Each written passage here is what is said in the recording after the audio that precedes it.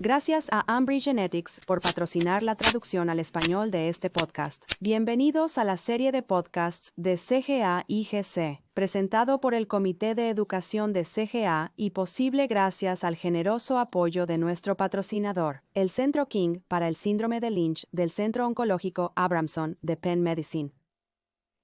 Cada episodio del podcast de CGA ofrece un debate profundo sobre datos emergentes y desafíos clínicos, y perspectivas únicas sobre los cánceres gastrointestinales hereditarios. Antes de empezar, recordamos que este podcast no sustituye el consejo, diagnóstico o tratamiento médico profesional, y el contenido refleja la opinión experta al momento de grabar. Sigan escuchando para conocer al anfitrión, al invitado y el tema de hoy. Y asegúrense de obtener más información sobre nuestro patrocinador en www.med.upenn.edu/King Center. Hola a todos, soy Josie Baker, asesora genética en el Centro Oncológico de la Universidad Estatal de Ohio, y seré su anfitriona hoy. En el podcast de hoy, tengo el gran honor de presentar a nuestra experta invitada, Lindsay Walker, asesora genética pediátrica certificada en el Children's Hospital Los Ángeles.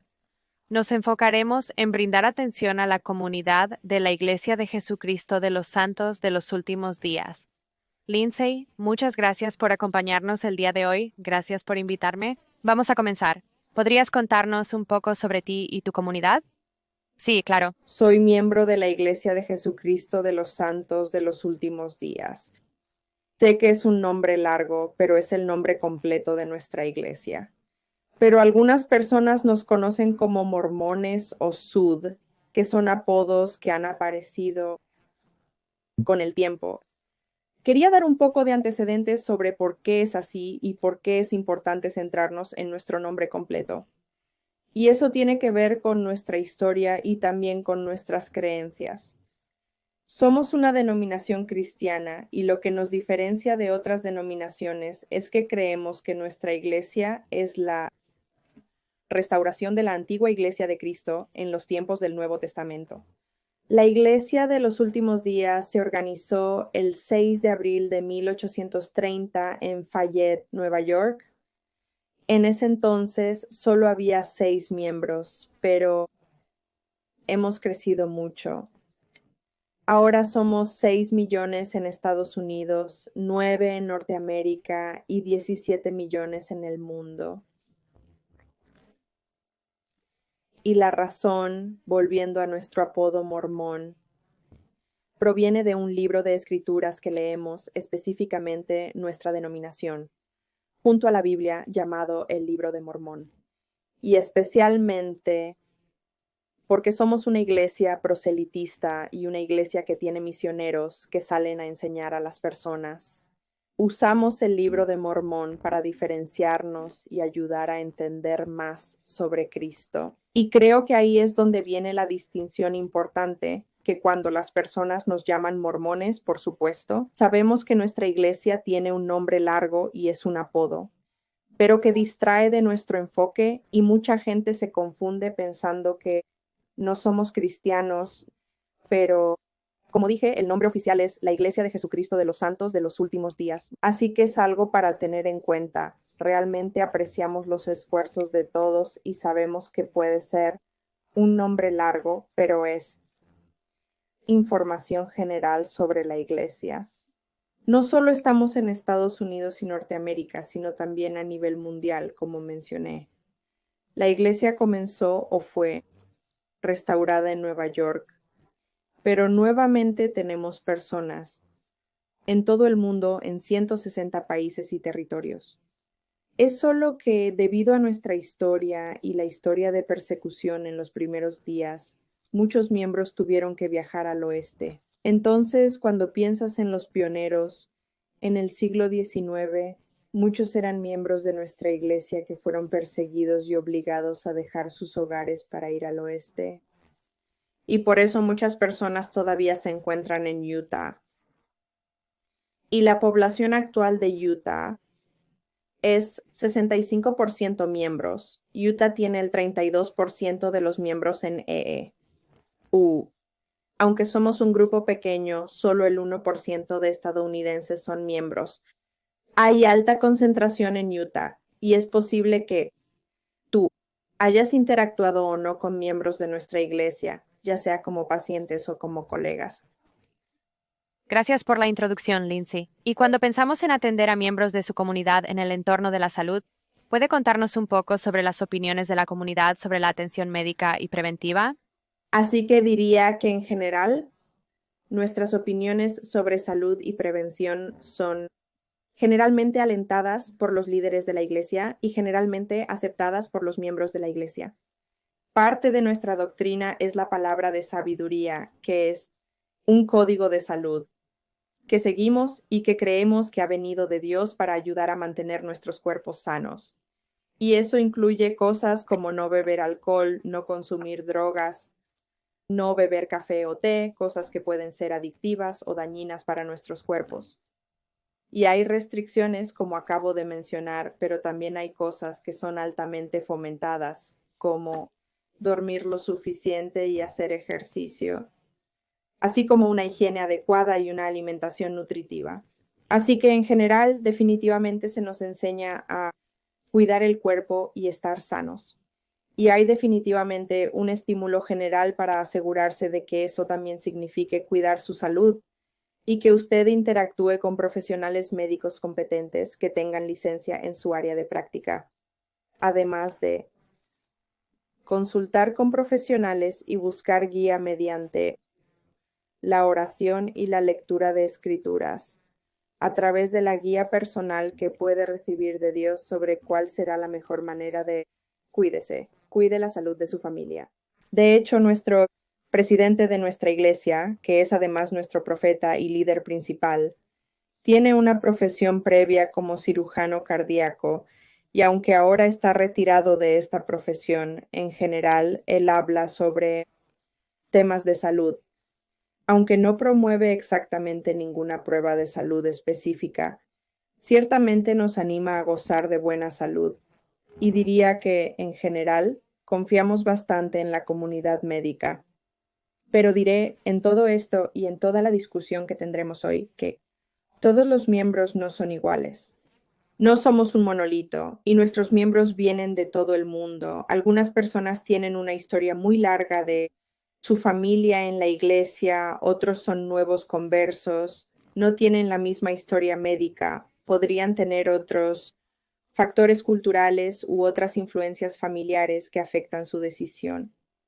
Hablaré desde mi experiencia personal y la investigación que he hecho, pero no es representativo de todos, solo cosas a considerar.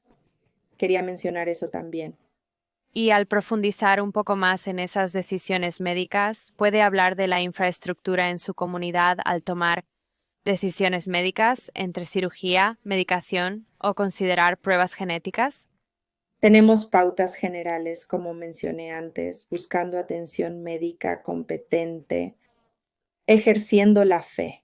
No diría que necesariamente hay una infraestructura muy estructurada en nuestra comunidad. Sé que existe en otras comunidades de fe. Y por eso tenemos líderes en nuestra comunidad que están disponibles para realmente discutir cualquier cosa.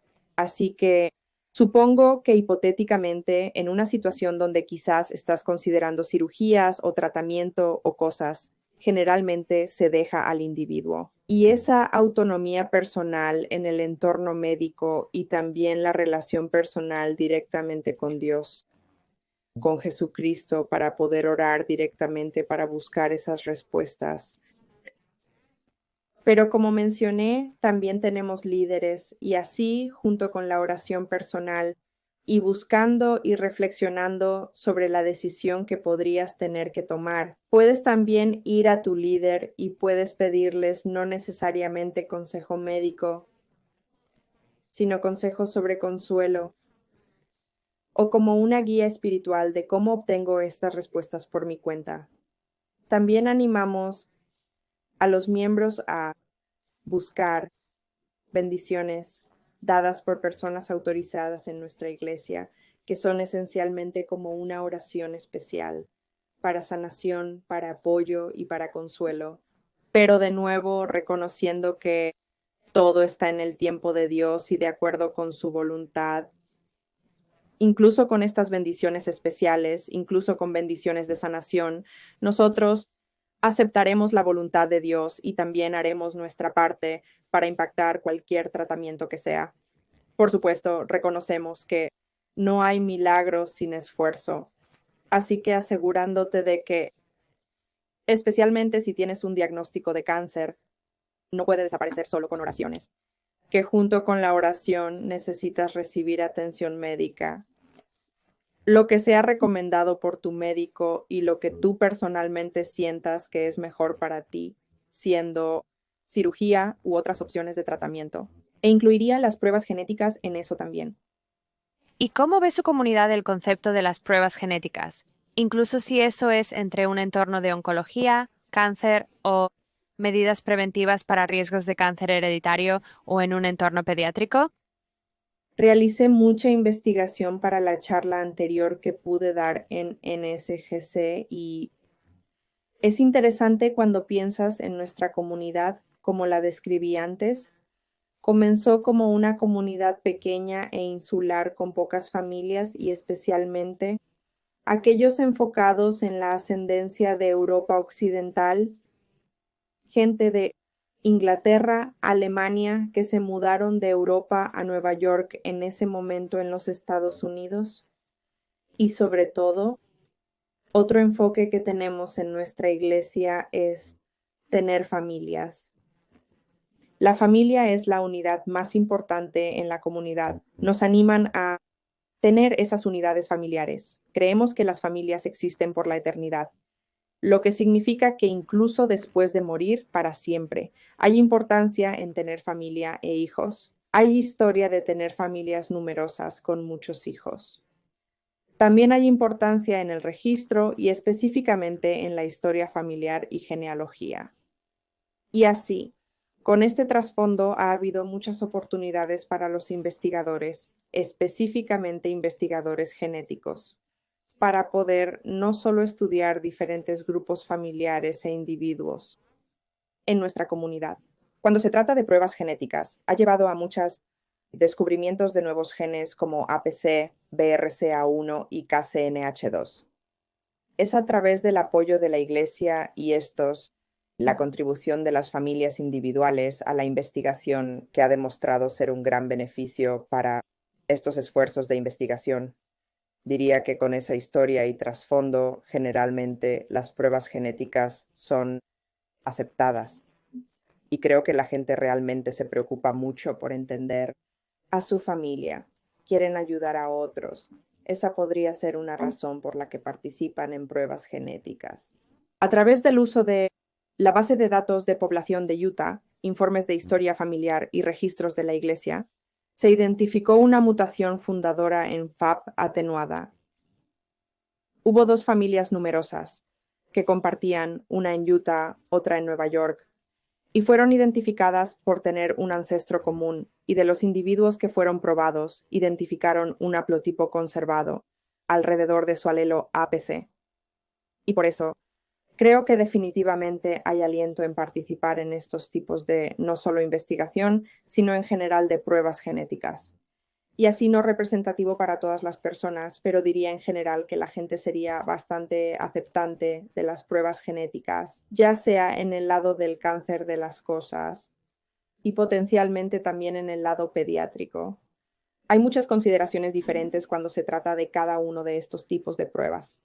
Sobre las pruebas prenatales, hay un poco más de vacilación en mi opinión, debido a que también tenemos una fuerte creencia en la santidad de la vida humana y existe, sin duda, muchas consideraciones que se deben tomar en cuenta al decidir sobre un aborto. Por eso creo que, en general, la gente piensa, ¿por qué me haría pruebas genéticas si no pienso abortar?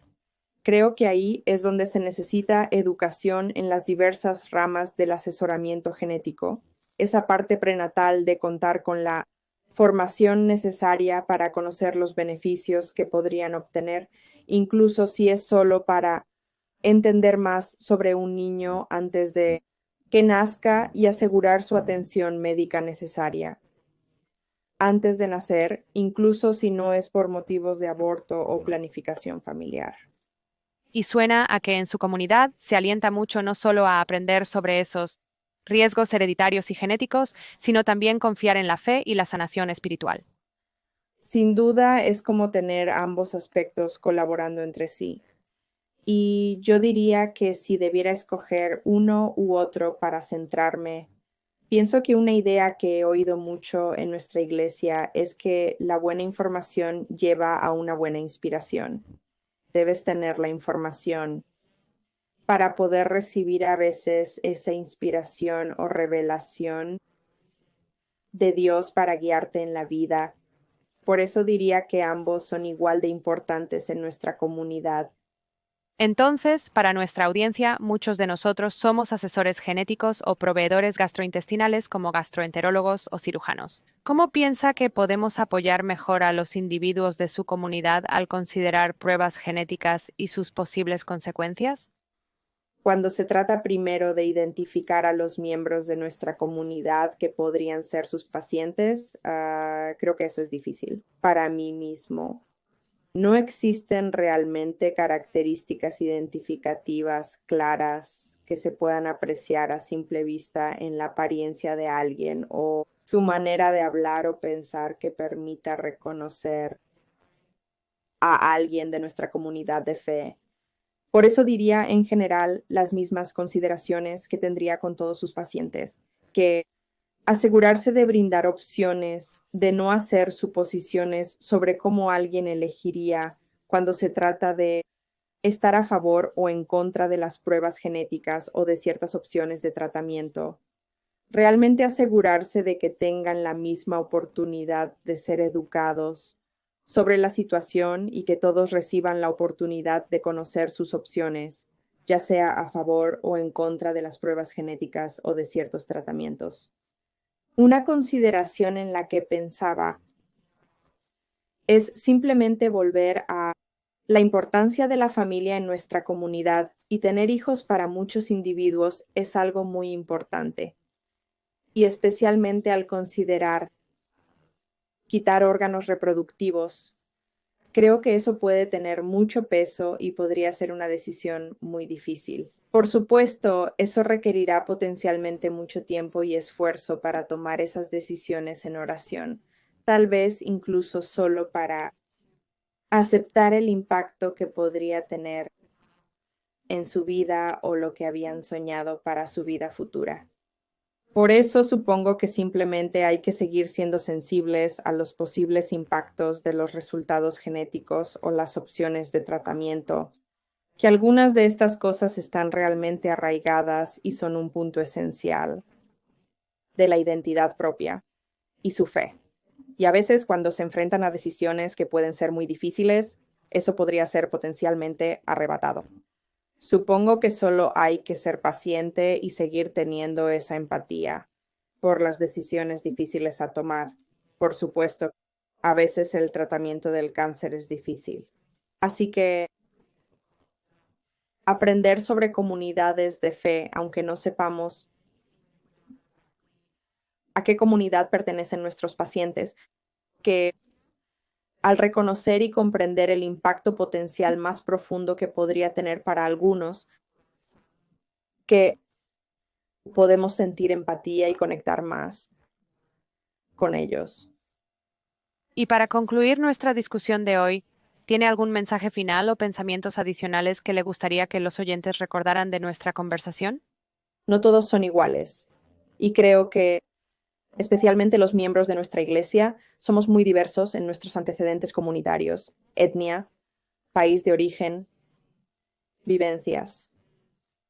Cada individuo es complejo y que en general pienso que aprender más sobre distintas comunidades de fe realmente nos ayuda a profundizar las conexiones, permitir una mayor empatía. Y es posible que no conozcamos la historia de todos y honestamente cuando se trata de asesoramiento genético realmente no tenemos mucho tiempo para pasar con nuestros pacientes y a veces es tal vez solo una o dos visitas, no hay seguimiento.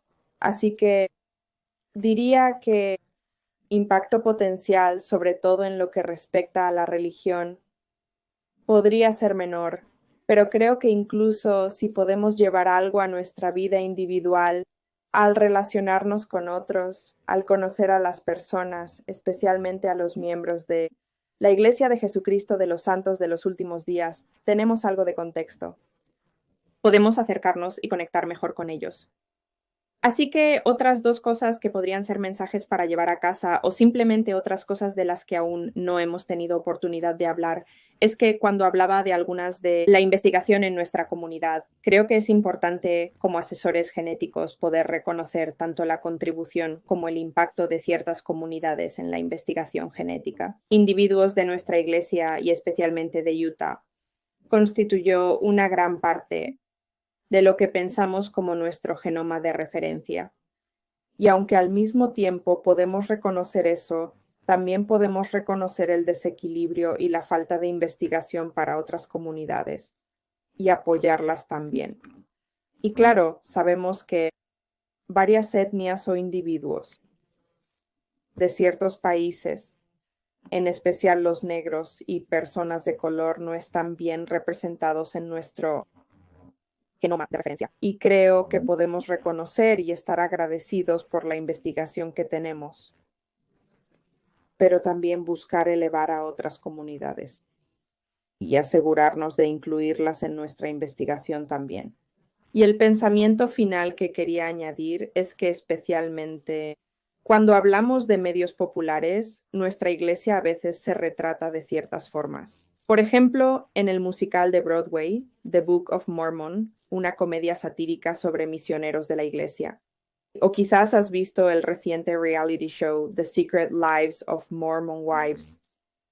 Y creo que desde la perspectiva de nuestra iglesia, nosotros no evitamos que la gente ver o consumir este contenido. Muchos miembros de la iglesia también los ven y piensan que son divertidos y hay mucho con lo que identificarse porque está basado en algo de verdad y luego le dan un toque cómico como en la mayoría de las cosas. Pero creo que es importante ver a los individuos que están en esta comunidad no como caricaturas, sino como personas que son complejas y tienen diferentes lados, distintos niveles de devoción o religiosidad en sus vidas personales. Y cuando ves algunos de estos programas de TV o musicales de Broadway, entonces es bueno también interactuar con individuos de la comunidad para aprender más sobre ellos. Y creo que lleva a grandes conversaciones. Sé que personalmente he tenido grandes charlas con amigos que vieron el reality show The Secret Lives of Mormon Wives y pudieron conectar y permitirles aprender mucho más sobre nuestra fe, sobre mí personalmente. Y diría, no sean tímidos, no tengan vacilantes al hacer preguntas. Y creo que en general los miembros de nuestra comunidad no nos ofendemos por estas preguntas. Nos gusta hablar, como a cualquiera, de nuestras vidas y especialmente de algo que creemos que es muy importante y ocupa un lugar especial en nuestros corazones. Y si lo hacemos con respeto y lleve a una charla abierta, entonces estamos más que felices de participar. Y es por eso que estoy tan agradecido también de estar en este podcast y tener la oportunidad de presentar en la NSGC como lo hicimos. Porque creo que muchas personas sienten curiosidad sobre nuestra comunidad de fe y los individuos en ella. Y es realmente increíble tener esta plataforma abierta. Recibí comentarios de individuos que asistieron a la NSGC también en nuestra comunidad de fe, que estaban muy nerviosos o tenían miedo de ir a la charla, porque tenían curiosidad. ¿Qué van a decir sobre nosotros? ¿Qué información incorrecta vamos a tener que explicar a la gente o corregir? Y de nuevo, asegurándonos de obtener nuestra información de una fuente fiable y conectar con personas de esa comunidad como en todas las situaciones es muy importante. Así que, gracias Josie por invitarme al podcast. Ha sido un placer absoluto y muchas gracias por todo lo que has estado haciendo, no solo por nosotros hoy, sino por tu comunidad. Y en este momento procederemos a concluir el podcast. Gracias a todos por acompañarnos en un episodio de la serie de podcasts CGA IGC 2025. Estén atentos al próximo episodio. Gracias a todos nuestros oyentes.